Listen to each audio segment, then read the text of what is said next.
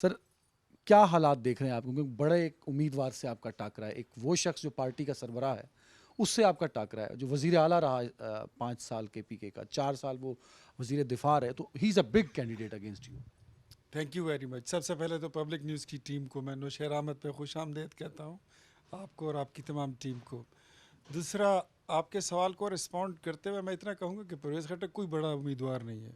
Is not a big gun, he was a man, he was a puppet of establishment. ये मैं तो अक्सर आपके शोज़ में आकर कहता था कि तब्दीली आई नहीं थी, तब्दीली वॉज बीन ब्रॉटन, तब्दीली लाई गई थी।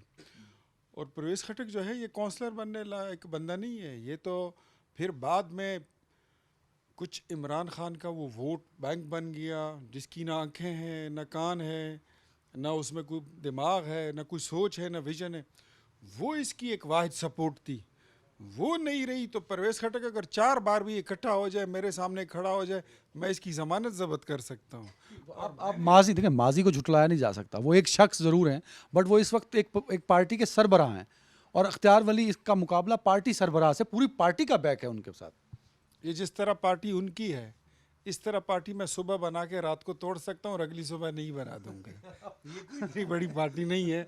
वो मैं समझता हूँ ये और महमूद खान, ये खैबर पख्तूनख्वा की सियासी जमातों में इनका इनकी हैसियत वगैरह वगैरह से ज़्यादा नहीं है। नहीं, बिल्कुल ठीक कह रहे हैं। आपने याद है कि आपने इन्हीं की हुकूमत में, इनके मैं वही कह रहा दौरान हूँ। आपने इनको शिकस्त भी दी थी। बट अब सिचुएशन बड़ी मुख्तलिफ है। उनके पास लोगों से वोट मांगने का बड़ा उनके पास एक टूल है कि मैं वज़ीर आला रहा, मैंने इतने सारे काम किए, मैं बतौर वज़ीर बहुत सारे काम किए होंगे। आपकी जमात की परफॉर्मेंस पे लोग सवाल पूछेंगे, फिर आपसे सवाल पूछेंगे, तो मुश्किल तो होगा लोगों से वोट मांगना। मेरे लिए कोई मुश्किल नहीं है, बिकॉज़ मैं हर किस्म के मौसम में, हर किस्म के हालात में मैं अपने पब्लिक में रहता हूँ। और मैं इस शहर में आप जहाँ जाएंगे तो आपको लोगों से ये सुनने को मिलेगा कि मैं सिर्फ अपने हलके नहीं, मैं वो हलके जिनको परवेज़ खटक वीरान छोड़ गया था, वहाँ से इसका बेटा एमपीए था, वहाँ से इसका दामाद एमएनए था, वहाँ से इसका दूसरा बेटा तहसील नाजिम था, ये ख़ुद जिस हलके से एमएनए था, मैंने पाँचों हलकों की खिदमत की है। मैं सारे हालात में लोगों के बीच में रहता हूँ। ये तो भाग जाते हैं, ये तो इस्लामाबाद होते हैं, वहाँ आते जाते 15,000 का पेट्रोल लगता है और वो हर किसी के बस की बात नहीं होती। और जब वहाँ पे आप पहुँचते हैं तो ये कहते हैं कि वो तो इधर नहीं है, वो तो नौशहरा गए हैं। नौशहरा में इनका घर नहीं है, नौशहरा में इनका हुजरा नहीं है, यहाँ इनका दफ्तर नहीं है।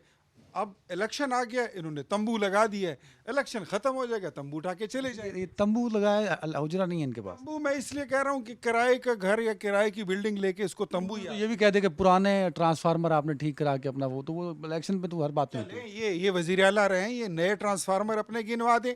मैं तो पुराने लगा के लोगों की बिजली बहाल करता हूँ ना। मैं तो अपने शहर के, अपने ज़िले के लोगों को यहाँ पर ग्राउंड की बात करते मैं हैं ना। हाँ, एक बात, मैंने यहाँ पे बिला तफरीक, मैंने ईद के दिन परवेज़ खटक के हुजरे का ट्रांसफार्मर भी चेंज करके दिया है। मैंने पीटीआई के एमपीएस को भी ट्रांसफार्मर दिए हैं।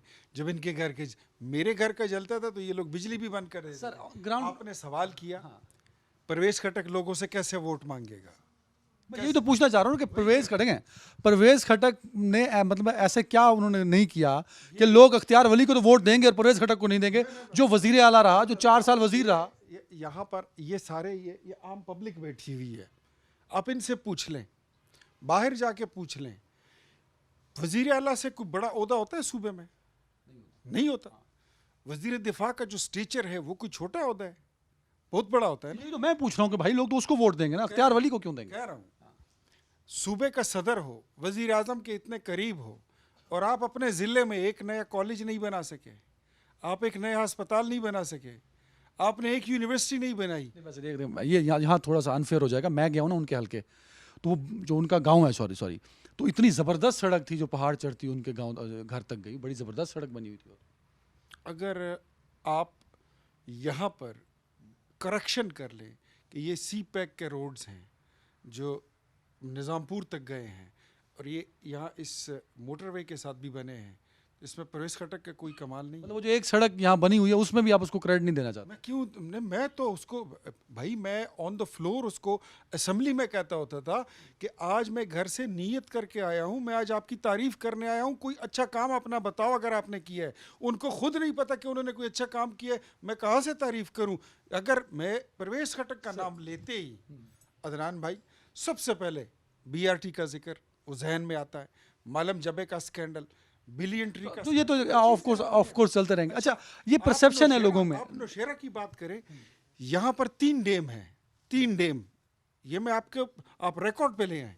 एक का नाम शाह कलीम है, एक का नाम गुलडेरी है, एक का नाम मरोबा है। एक एक डैम पर 10-10, 12-12 अरब रुपए खर्चा आया है, और एक डैम में एक कतरा पानी नहीं है, ज़ाया कर दिया उन्होंने।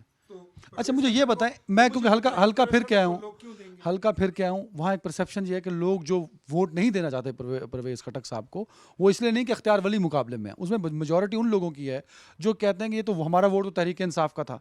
तो तहरीक इंसाफ का एक बड़ा वोट बैंक है, अख्तियार वली उनसे कैसे मुकाबला करेगा? तहरीक इंसाफ का जो वोट बैंक है वो अपनी जगह पर है सही यहाँ पे।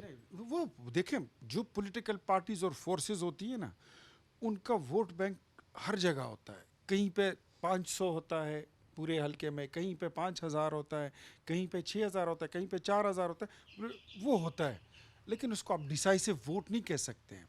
बट वोट बैंक है। देखें, मैं इस सवाल पे भी आप धीमे हो गए सर। लोगों का मानना ये है कि आप ऑफ कोर्स आज अभी पेपर्स जमा होने हैं और आप अभी से कैंपेन में हैं। लोगों का मानना ये है कि अगर तहरीक इंसाफ का कोई कैंडिडेट आ गया तो अख्तियार वली की पोजीशन ये नहीं रहेगी जो आज है।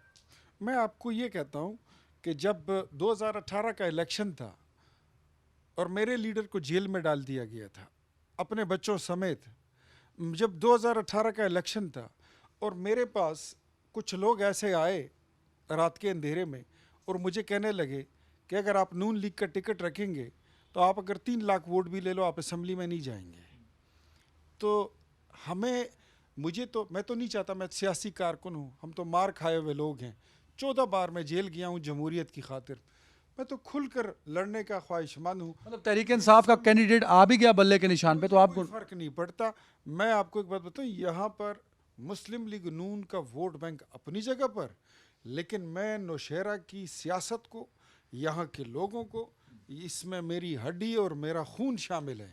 मैं लोगों को बेआसरे छोड़ता नहीं हूँ, सैलाब हो। ये तो मैंने देख लिया, लोग बाजार में गलियों में आपका नाम ले रहे हैं। अच्छा, मुझे ये बताएं कि यहाँ एक और बड़ा सियासी वोट बैंक है, वो है जेयूआई का। क्या जेयूआई का वोट बैंक कुछ सरप्राइज कर सकता है आपको? जेयूआई हमारे बिल्कुल अच्छा वोट बैंक है। रिलीजियस फैक्टर जो है वो यहाँ पर मौजूद है, उनकी कंट्रीब्यूशन भी है, हमारे एलाइज हैं। अगर आप देखें तो वो हर सूबाई हलके में 3 से 4-5 हज़ार तक उनका एक वोट बैंक मौजूद है। मुझे क्या सरप्राइज़ करेगा अगर बड़े बैठे हैं, अगर इत्तेहाद हो गया तो कहीं पे अगर उन्होंने हमें स्पेस दे दिया तो दूसरे हलके पे हम उनको स्पेस दे देंगे। अच्छा, ये हो सकता है आपके हलके में उनके साथ सेटलमेंट हो सकती है कुछ? अदर मेरे हलके में नहीं, पूरे सूबे में बात हो रही है सीट एडजस्टमेंट की। अदरवाइज मैं खुद अल्लाह की मदद के बाद अपनी पब्लिक की खिदमत और उनकी सपोर्ट पर मैं जब भी इलेक्शन लड़ता हूँ मैं अकेले की सोच के लड़ता हूँ। एज ए पॉलिटिकल वर्कर अगर इत्तेहाद नून लीग का और जेयूआई का होता है तो उसका रिजल्ट अच्छा होगा या बुरा? बहुत अच्छा होगा, बहुत अच्छा होगा। बहुत अच्छा होगा। बिकॉज अकेले नून लीग अगर लड़ेगी और कंबाइंड लड़ेगी, डेफिनेटली अगर आप एक पॉलिटिकल पार्टी एक होती है, 2 होती है तो उनका जोर ज़्यादा हो जाता है, 3 हो जाती है तो और ज़्यादा हो जाती है। मैं तो अभी भी कहूँगा कि एएनपी, जेयूआर, मुस्लिम लीग नून का इत्तेहाद हो जाए तो ज़्यादा बेहतर है केपीके के लिए। सर ये बताइए, आजकल अफगानिस्तान की जो सूरत हाल है, गैर कानूनी जो अफगान थे उनको कहा है कि मुल्क छोड़ दिया जाए। बहुत सारे चले भी गए हैं और जो अभी तक नहीं गए उनको फोर्सफुली भेजा जा रहा है। केपीके सबसे ज़्यादा मुतासर सूबा है अफगानिस्तान की जब हम बात करते हैं। तो अफगानिस्तान की सूरत हाल पाकिस्तान के अंदर और केपीके के अंदर इलेक्शन को मुतासर कर सकती? वेल मैं इस पे इस तरह कमेंट करूँगा कि जो अफ़गानिस्तान के यहाँ पे हमारे पास अफ़गानी थे, वो लोग इन्होंने तकरीबन 40-50 साल रहे, लेकिन वो हमारी इकॉनमी पर बहुत बड़ा बोझ थे। दूसरा, चलो वो भी बंदा मिल बांट के वो कर लेता है कि आधी रोटी खा लेंगे, आधी तुम्हारी आधी मेरी। लेकिन जो सहूलतकारी फिर टेररिज्म है अक्रॉस द बॉर्डर इस साइड पर इन्होंने की है, वो नाकाबिले माफ़ी जुर्म। नाकाबिले माफ़ी तो है, बट इस सारे प्रोसेस अगर इलेक्शन के दौरान हुआ तो इलेक्शन मुतासिर भी तो हो सकता है, ये एक परसेप्शन है। इलेक्शन मुतासिर नहीं होगा। हम समझते हैं कि अल्लाह जो है वो बहुत बड़ा है, इज़ वेरी काइंड, और हमारी फोर्सेस मौजूद हैं, they knows how to protect their borders. लेकिन सिक्योरिटी सूरत हाल पे मौलाना फजल रहमान साहब मुतअद्दिद बार कह चुके हैं कि KPK और बलूचिस्तान सिक्योरिटी सूरत हाल की वजह से इलेक्शन मौखर करने की भी उन्होंने बात की है। तो क्या ऐसा कुछ है, क्योंकि आप तो कंपेन कर रहे हैं, मुख्तलिफ इलाकों में फिर रहे हैं। देखें, इलेक्शन मेरे ख्याल में पोस्टपोन करने की तो शायद ज़रूरत नहीं पड़ेगी।